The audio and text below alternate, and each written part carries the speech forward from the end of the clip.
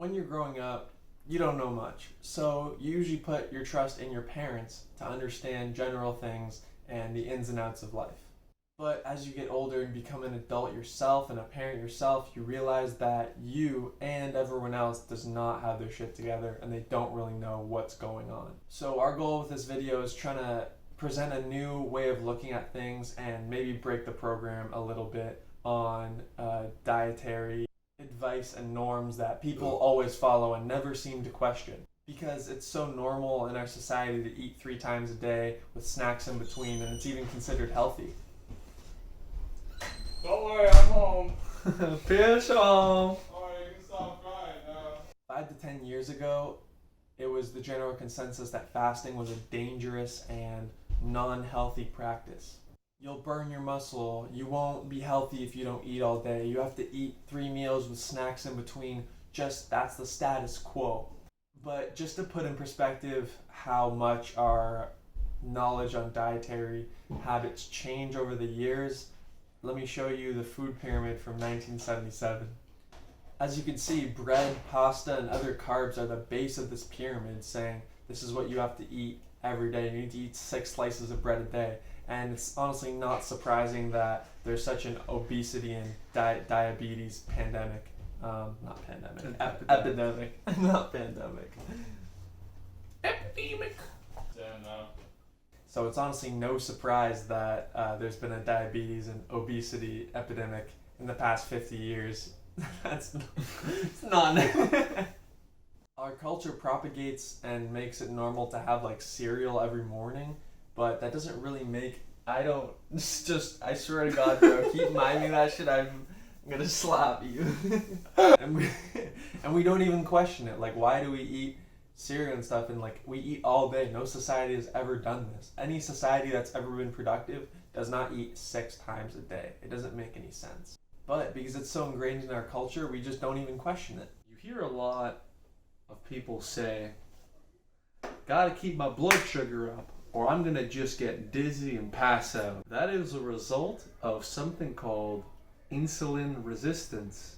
You're so used to having your blood sugar at a certain level that when it goes down, you feel terrible because you can't access those other energy stores that you usually have access to when you're not being fed all the time.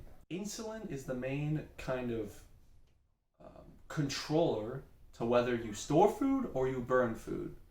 If you're eating for 16 hours a day, you never actually tap into those fat stores that you need to burn that unused energy that you basically might never use in your entire life.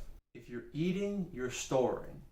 If you're not eating and you're fasted, that's when you can actually start burning that unused energy. Most people eat for 16 hours a day and then they sleep for 8, something around that. So they're actually storing energy for 16 hours a day. Because if you think about it, ideally 12-12 is ideal. So feeding for 12 hours and then fasting for 12 hours, store and burn. But people are just storing for way too long and never burning. The problem with this is just if you weren't able to burn your stored energy, then you would die in your sleep every night. You don't need to eat every 2 hours to survive. That theory where if you don't eat every 2 hours because your blood sugar will drop is obviously untrue, because when you went to sleep, if you didn't eat for 8 hours straight, you would die.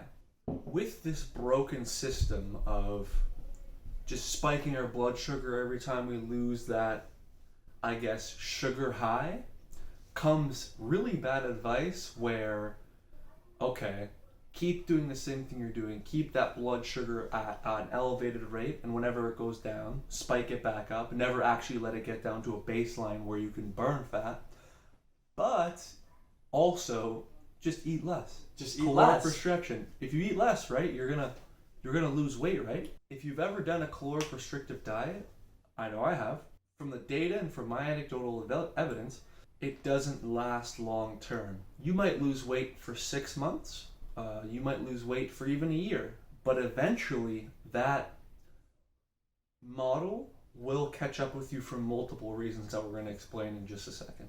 If the body's consistently getting less calories, it's going to get used to burning less calories. So you're just going to be operating on a lower metabolism. Your body will adapt. If you're only getting 1,200 calories or 1,000 calories a day, you're just going to burn less calories. You're not going to burn the same amount.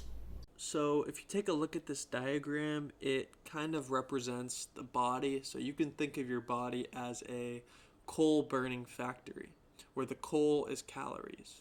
When your body receives calories, it has two options. It can either burn it as energy or it can store it as fat. Now, ideally, if you reduce your amount of calories and you restrict how much you eat, the fat stores will go down and you will burn the same amount of calories, but that's actually not the case. What actually happens when you reduce calories is the energy in goes down and the energy out goes down with it, and the fat stores stay the same. The issue isn't the energy coming in, and it's not even the energy that you burn. It's actually that red shape that you see, which determines whether you store energy or burn it. That hormonal mediator is insulin. Insulin determines whether you store or burn energy.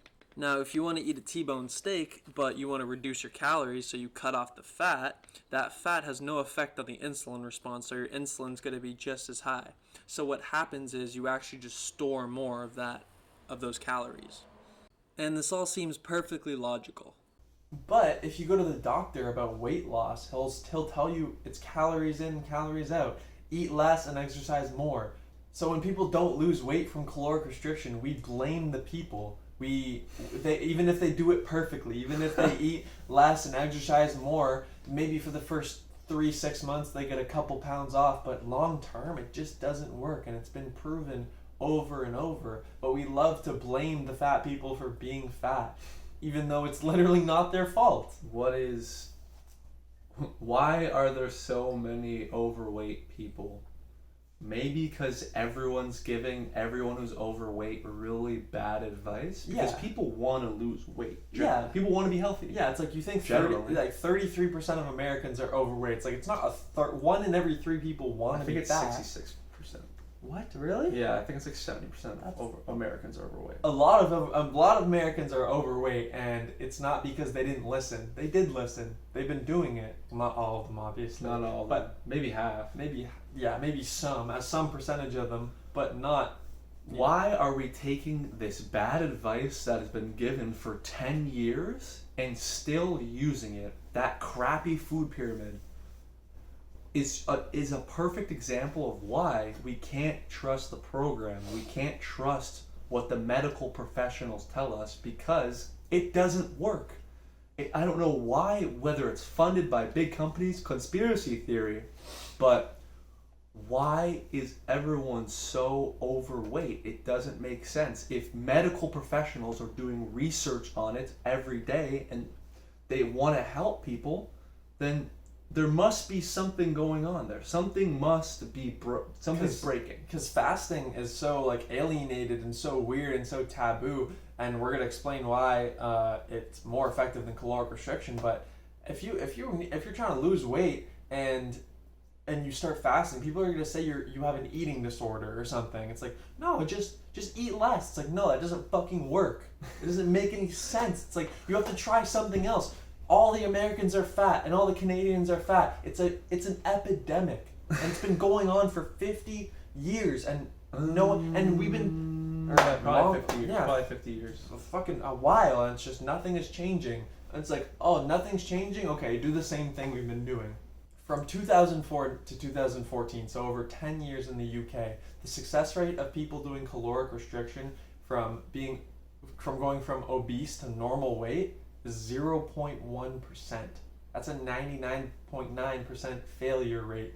Caloric restriction does not work. Over the long term. Over the long term. It'll work a little bit at first. And it's not, and caloric restriction sucks. It's like you can't even ever get satiated. It's like actual torture. Like you think fasting is torture, get used to it. It's nothing compared to having not eating enough. Literally having a 200 calorie granola bar for breakfast instead of nothing. It's True. So crazy. So we're talking about how it doesn't work and everything, but now we gotta back it up. Why does it not work? There was a study that showed that 30% caloric restriction actually led to the metabolism being slowed by 30%. So they're proportional. And why is that? It's because that insulin is holding the doors back on your body fat. It's saying store, store, store. It'll never let you burn. If the blood sugar never hits the baseline where you can not have a butt ton of insulin in your system and you can really burn body fat, some people do it naturally, some people don't do it as naturally, then you can finally break that metabolic slowing. Because you always have fat to burn. There's always fat there to burn. It's just up to you to be able to access it. You just have to not eat for 4 hours and let the insulin go down, so you switch from feeding to fasting, from storage to burning. You think if you didn't eat for 4 days, not eating, your metabolism would slow. If you look at this study done, you can see that obviously insulin goes down, but one thing that goes up is energy expenditure. So we talked about energy in, energy out. That energy out actually goes up because you can really access that body fat. Why? Because insulin also goes down. With that insulin down, your body can finally use that stored body fat and expend it as useful energy. One other key component in this system is adrenaline goes up.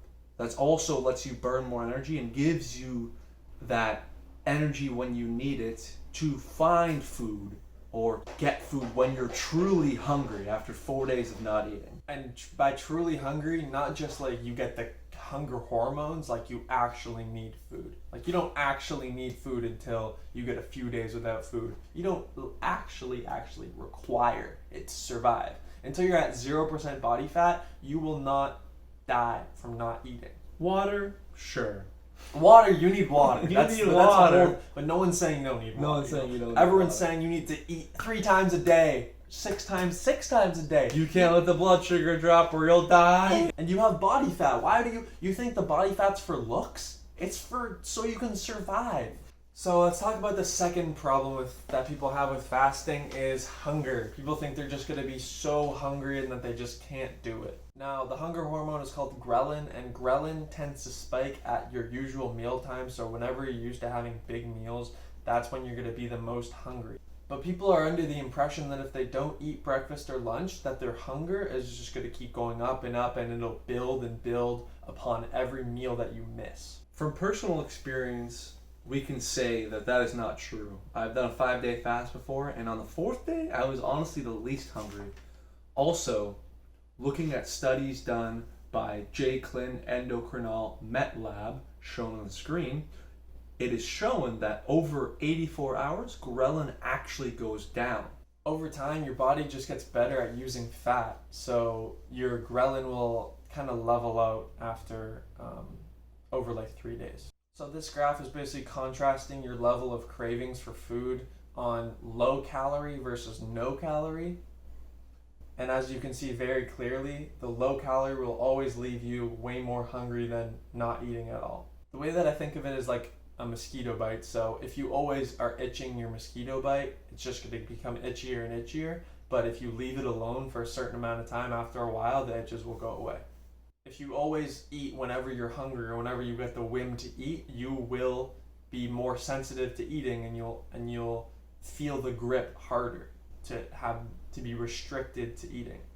Counting calories sounds like a great idea until you realize that it doesn't help with your hunger levels, doesn't help with your metabolism, and it overall is just so much of a less effective method than just not eating.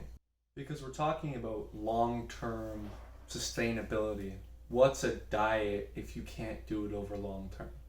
If I can get the effects that I desire from caloric restriction, so it's like losing weight or stuff like that, but I can get it while still being able to eat really big meals, I'm going to do that. I would much rather eat one huge meal in the middle of the day than have a 200 calorie granola bar for breakfast and then a 500 calorie salad and then an 800 calorie piece of chicken for dinner. Brutal. It's a bad life. I can't believe people. Bro, I did it. I lost like 15 pounds doing it. But did you go back up? Yeah, I went back up. Yeah. Of course I did. Of course, because And I made myself. Exactly, bro. They're like, oh, you didn't do it right. I couldn't hold it off. People feel so bad for fucking up their diets, but it's literally because you're more hungry from the diet. The diet is fucking you over. It's not your fault. Bad advice. I thought it was my fault. I lost like 15 pounds doing caloric restriction. I was like, oh, this is cool. This is dope. But then I gained it back, obviously, in the next 6 months. And I was like, this is my fault. Bad advice. And now I'm the lightest and most athletic I've ever been. And it's because of fasting? Because of not eating? And we see overweight people, like we have overweight people in our family, and we see them caloric restrict, and it's just like, it's not working. Yeah. It doesn't work. It's so sad. But then we say, well, fast instead. They're like, oh, I could never fast. I'd be too hungry. You're more hungry from caloric restriction. The fact that it's culturally acceptable to caloric restrict and not fast, like just not eat, like why is not eating bad? It's a culture. Eating 3 meals a day is a cultural thing. Break the program. Wake up. Wake up, America. Wake up, America. You don't need to eat. It's not dangerous not to eat unless you're dying. You need lift up your shirt and go like this. If you can pinch anything, you don't need to eat right now, okay? You don't need the Funyuns. Oh no, Oh, I don't oh. need the Funyuns. Fuck. One common myth that people will say is that you'll burn muscle, and I'm not gonna lie. I was worried about this myself, because if you're eating all the time, how can you burn muscle? One thing that I found is that I didn't burn muscle, and this is supported by studies. This is a study contrasting normal people versus 70 days of alternate day fasting, and it shows that the fat mass obviously goes down by about 5 kilograms, and as you can see, the fat-free mass, which is basically muscle, does not change. It actually went up a little. This is from 70 days of alternate day fasting. No muscle loss whatsoever. It makes sense. Why would your body burn muscle? It's harder to burn than fat and carbs, and you need it to survive in the wild. Why would your body burn muscle before it would burn fat? The original humans who burned their muscle before their fat just all died. So here we are. So if you compare caloric restriction to alternate day fasting in belly fat percentage, you can clearly see that through caloric restriction it barely went down, but through alternate day fasting it went down quite a bit, 1.8%. While if you look at the lean mass percentage, through caloric restriction it goes up by 0.5, but alternate day fasting it goes up by 2.2%. So you're burning more fat and gaining more muscle through fasting than through caloric restriction. The numbers don't lie. They don't lie, We bro. might lie, but the numbers We don't just go lie. yak yak yak, but you can look at the study. Fasting's been around for thousands of years. In many religions, fasting is a normal thing. So why do we demonize it in such a way if we've done it for so long? If it was unhealthy, then don't you think they would have figured that out? You think they would be doing this fasting stuff at the cost of their own species? Like any religion where fasting is mandatory would have died out, like on average. You might say, it's dangerous not to eat. It is not dangerous not to eat. What is going to happen? Will you die? No. I haven't been fasting for that long. I probably have been intermittent fasting, so like 20 hours off, 4 hours on, for like 3 months or something like that. And that was enough to get me trained to do a 3-day fast. I wouldn't instantly recommend doing like not eating for a week after eating 3 meals a day for your entire life. It's going to take some time to transition, but once you've made the transition, it is not as challenging as you think. I fasted for 16 hours a day and ate for 8 hours a day for 1.5 years. And once I finished that little block, I moved to a 1 meal a day type of mantra thing. So now I just eat 1 meal a day, and I love it. And I've lost weight, and I'm maintaining my weight, and I feel better. And Maintaining muscle. I'm maintaining muscle, and I wish I did this 5 years ago, because it would have saved me a lot of problems. If you think 16-8 is hard, don't think of it as fasting. Think about it as skip breakfast and don't eat after dinner. It's not hard at all. It's really, really not difficult. This is not a diet.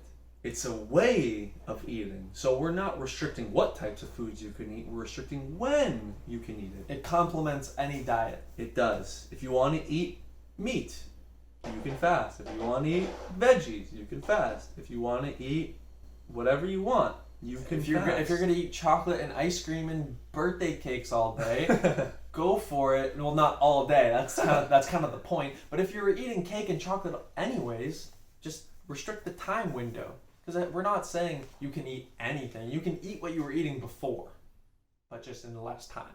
One other reason I love fasting, it's cheap. It is the cheapest way to lose weight and feel better on the planet. Your body has everything it needs to feel great. You just have to let it do its thing.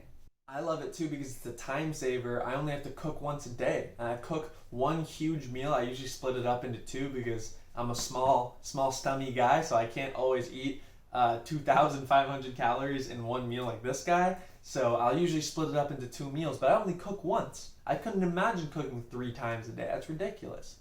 But then if you don't cook, it's not as healthy food. So I can take the time to make one really good, healthy meal. I used to cook 3 times a day and make like pretty healthy meals, and it just takes so much time. It takes like an hour each. I like it because it's simple too. All you gotta do is look at the time when you start eating, and then for the next 4 hours, 6 hours, 8 hours, you eat, and then once those 8 hours are up, you stop eating. So if you're a vegetarian, a vegan, you're on keto, you don't eat carbs, you don't have time in the morning, you don't want to cook, you don't know how to cook, you don't have any money, fasting will solve your problems. It won't solve your problems, it will help your problems so much. So fasting is amazing in all these ways, and it's just the best thing ever, apparently. So you've heard from this video, fasting is the best thing ever. Then why haven't you heard of it? Why is every dietitian not advertising fasting? Why does no one know about it, and why is it so alienated? When I tell my friends I fast, they're like, why would you do that? Because it's so little known. Why? One word. Moolah.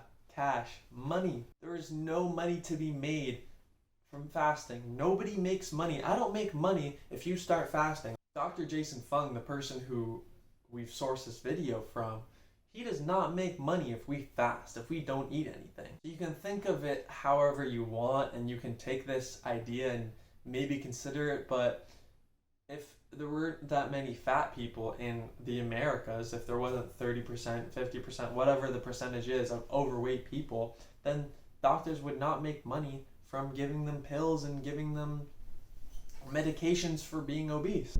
That is kind of a far out theory, but if you think about it, there is no money to be made from fasting, and there's a lot of money to be made from all these crazy diets and stuff. Because if by any chance some big restaurant company or something has some kind of control over what the doctors say, why would they tell you to fast?